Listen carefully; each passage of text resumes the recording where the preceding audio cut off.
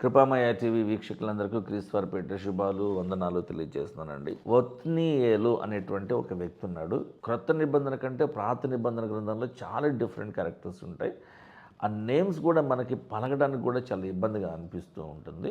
భాష మీద మీకు గ్రిప్ లేకపోతే, ఒక కమాండ్ లేకపోతే మీరు ఎప్పుడు జర్నలిజంలోకి వెళ్ళకూడదు, అలాగే టీచింగ్లోకి కూడా వెళ్ళకూడదు, అలాగే ప్రీచింగ్లోకి కూడా రాకూడదు. ఒక ఆరేటర్గా, ఒక పబ్లిక్ స్పీకర్గా, ఒక టీవీ ప్రజెంటర్గా, ఒక పబ్లిక్ స్పీకర్గా ఇలా పనిచేయాలి అనుకున్న వాళ్ళకి భాష మీద మంచి పట్టు ఉండాలి.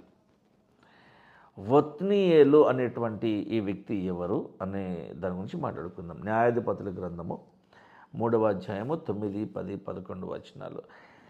ఇక్కడ ఇశ్రాయేలీయులు కూషన్ రిషాతాయిమునకు 8 సంవత్సరాలుగా దాసులుగా ఉండిన తర్వాత జరిగిన సంఘటన. ఇశ్రాయేలీయులు యెహోవా దేవునికి మొరపెట్టగా కాలేబు తమ్ముడైన కనజు యొక్క కుమారుడు ఒత్నీయేలును రక్షకునిగా ఇశ్రాయేల్ కొరకు దేవుడు నియమించి వారిని రక్షించాడు. ఈ ఒత్నీయేలు ఎవరు అంటే యూదా గోత్రికుడు.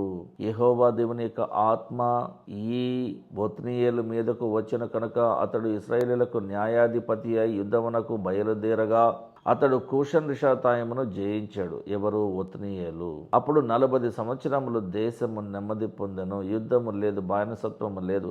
అటు తర్వాత కనజు కుమారుడైన ఒత్నీయేలు చనిపోయాడు. కూషన్ రిషాతాయిము అనేటువంటి రాజును దేవుడు ఇశ్రాయేలీయులను శిక్షించడానికి వాడుకున్నాడు. కానీ ఇశ్రాయేలీయులు మారు మనసు పొంది దేవునికి మొరపెట్టినప్పుడు ఈ ఒత్నీయేలు అనేటువంటి న్యాయాధిపతిగా నియమించబడిన రక్షకుడిగా ఉండేటువంటి ఈ వ్యక్తి అరామ్ నహరాయిము అనే ప్రాంతాన్ని పరిపాలిస్తున్నటువంటి కూషన్ రిషాతాయిము అనేటువంటి ఈ రాజును ఓడించాడు. ఇది ఇంతవరకు జరిగినటువంటి సినారియో. ఇదే యెత్నీయేలు గురించి మనకు మరొక సందర్భం ఉంది. యెహోషువ గ్రంథము 15వ అధ్యాయము 16, 17 వచనాలలో కాలేబు కిరియత్ సేఫెరును అనే ప్రాంతం అన్నమాట. అది పట్టుకొని దానిని కొల్లపెట్టిన వానికి నా కుమార్తె అయిన అక్సాను ఇచ్చి పెళ్లి చేసేదనని చెప్పగా కాలేబు సహోదరుడును కనజు కుమారుడును అయిన దానిని, ఆ ప్రాంతాన్ని, ఆ పట్టణాన్ని పట్టుకున్నాడు.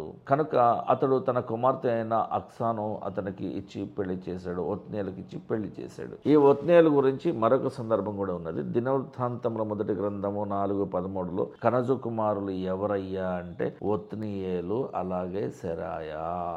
ఒత్నీయేలు అనేటువంటి ఈ వ్యక్తి అంటే మొదటిగా చెప్పాలంటే ఇశ్రాయేలీలకు ఒక నాయకుడిగా నియమించబడినాడు దేవుని చేత.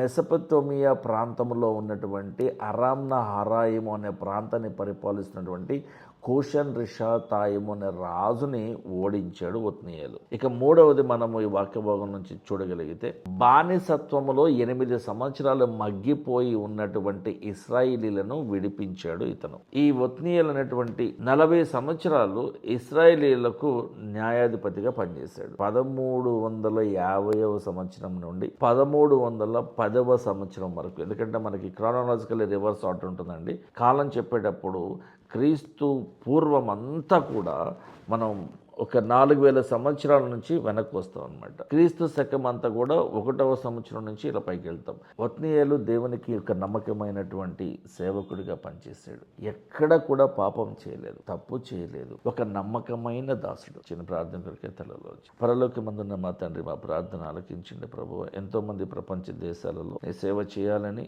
నీకు సేవకులుగా ఉండాలని, దైవజనులుగా ఉండాలని ఆశపడుతున్నప్పటికీ ప్రతి ఒక్కరు కూడా నీ చేత ఏర్పరచబడిన వారు, ఏర్పాటు చేయబడిన వారు కాదు కనుక వారి పరిచర్య ముందుకు సాగట్లేదు దేవా. కానీ నీ చేత ఏర్పరచబడి, నీ చేత పిలువబడి, నీ చేత ఏర్పాటు చేయబడినటువంటి దైవజనులందరినీ కూడా మీరు జ్ఞాపకం చేసుకునండి. వారిని మీ సేవలో బహుగా వాడుకునండి నాయన. ఆత్మ రక్షణ విషయమైనటువంటి వారి ప్రయత్నాలన్నీ కూడా సఫలమయ్యే విషయమై వారికి సహాయం చేయమని, ఒత్నీయేలు వంటి నమ్మకమైన దాసులను ఇంకా మరింతో మందిని పుట్టించమని యేసుక్రీస్తు వారి పరిశుద్ధ నామంలో అడుగుతున్నాం తండ్రి. ఆమేన్. Thank you.